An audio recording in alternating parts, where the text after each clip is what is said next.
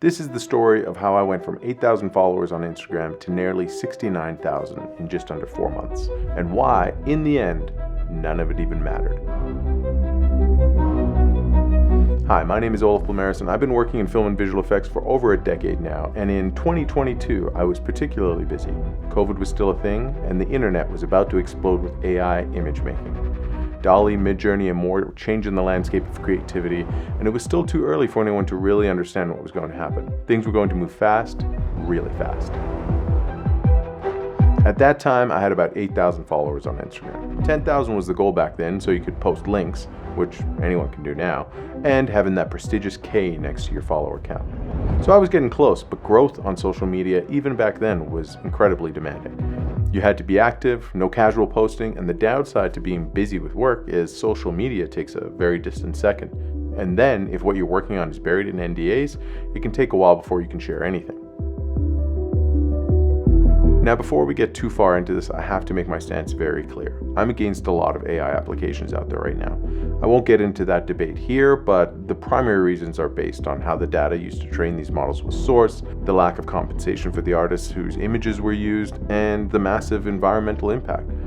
I'll leave it at that, but understand, back in 2022, I was just as excited as everyone else at this new avenue of creativity, and the reality of where these tools came from hadn't come to light just yet. Okay, back to ignorance and excitement. MIDJOURNEY version 2 hadn't yet become what it is today, which is a regurgitation machine of artist styles as far as I'm concerned. At that time, AI in a way had its own style. It was messy and incoherent, like gesture sketches from art school that weren't quite perfect and left a lot up to interpretation, or early concept art that was about shape and color and not so much about the details. Now, MIDJOURNEY, for those who don't know, is driven by what are called prompts, a selection of words, phrases, and commands that would result in guiding it to whatever image you were looking to create. You could control the mood, color, style, format, etc.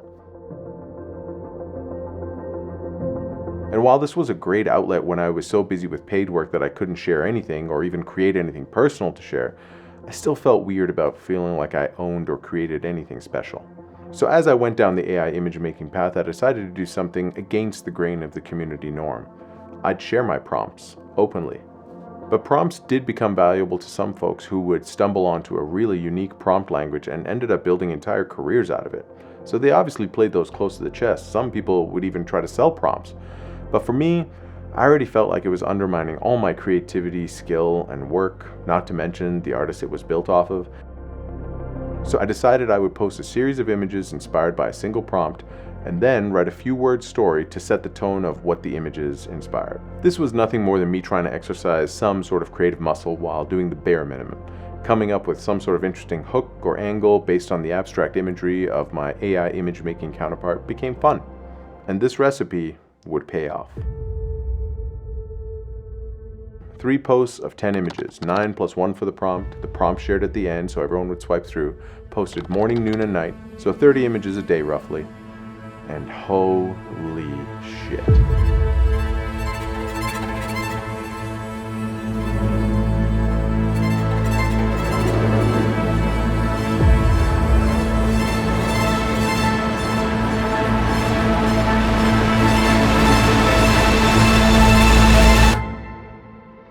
I remember the first post of mine that hit 1,000 likes and how that felt, and then 2,000, then 5,000, then 10,000, and then 25,000.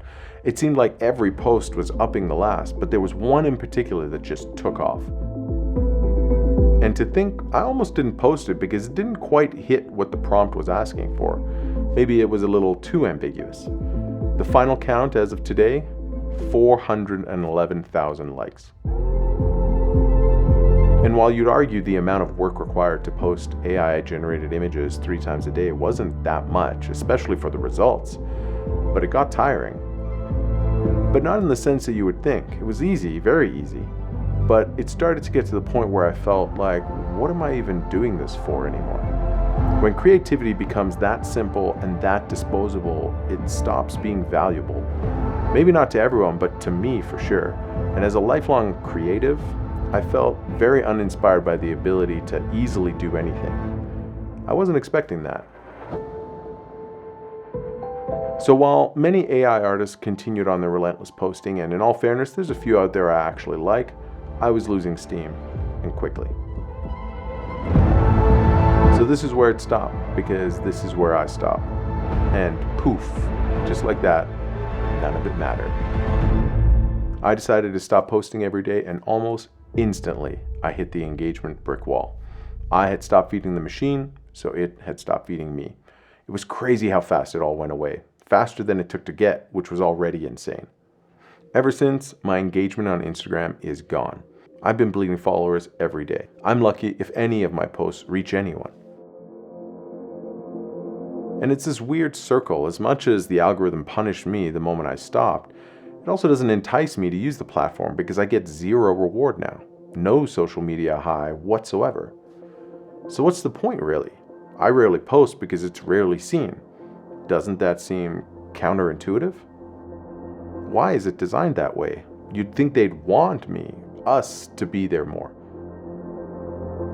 But now, not only are we lucky if people who chose to follow us see our work, but we're lucky if we see the posts of people we actually chose to follow too. It's become this convoluted feed of regurgitated recommendations based on what it thinks we want to see, or advertisements and sponsored posts. The social in social media is disappearing, and we're back to just media. I just want to see the posts of the artists and friends I chose to follow. Is that too much to ask? Years ago, I said back when Facebook was just breaking 500 million users that I would happily pay for the service and become the customer rather than the product. But yet here we are. Even when you pay for being verified, you get nothing but a blue check mark. It doesn't increase your reach, which you've already earned. It's a paid vanity metric. At least it used to mean something before when you had to actually qualify. Now you just buy it. I mean, I pay for YouTube Premium happily. I use this platform the most out of any before I even started this channel. And the fact that I can enjoy the content here uninterrupted, ad-free, offline, and for my entire family is great.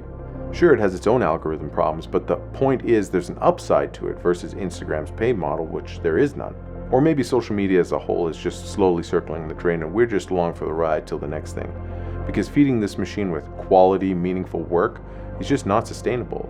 And I know a chronological feed of hundreds of people you follow would probably be a mess too, but take me back to the days of Twitter where it was up to me to scroll past things, catch up, and decide what got my attention, not some algorithm. But I think what I realized the most out of this whole experience was how we worship this false sense of validation through empty vanity metrics, likes, follows. And for me, it took getting it all and losing it to realize that that's not what really matters. We shouldn't be creating for likes or the attention, but I also don't think we should be creating just for ourselves. I think we should be creating to have conversations. At least I know that's what I try to do now. I'm happiest in conversation about art, film, music, technology. I create to talk to you in hopes you'll talk to me. I'd happily go back to just 8,000 followers if it meant they saw my work and that I had a conversation with them, and vice versa. But the conversations have become one way, sponsored posts and algorithmic recommendations to make us follow more people whose posts we'll eventually never see because they'll be replaced with a new recommendation and ads, and you get my point. So was 69,000 followers worth it? Not really. Sure, it looks great, but it doesn't do anything more than 8,000 followers ever did. It did for a short while, but if anything, it proved to me that unless you give social media all of your attention, it won't give you anything back. And even then, will that be worth it?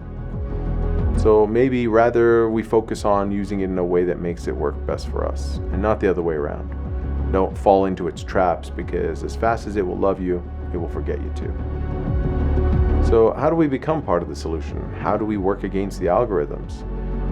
That I'm not sure, and as a great man once said, I'm condemned to use the tools of my enemy to defeat them. Or maybe we'll see the return of personal websites, places where you can publish and present your work in the best unfiltered way possible, or Discord servers where you have true meaningful conversations, connections, share your work or knowledge. But most importantly, maybe we stop caring about a broken system that actually doesn't support you in any way because you're the product. Let me know what you think in the comments below in an actual conversation. And as always, thanks again for watching. Till next time.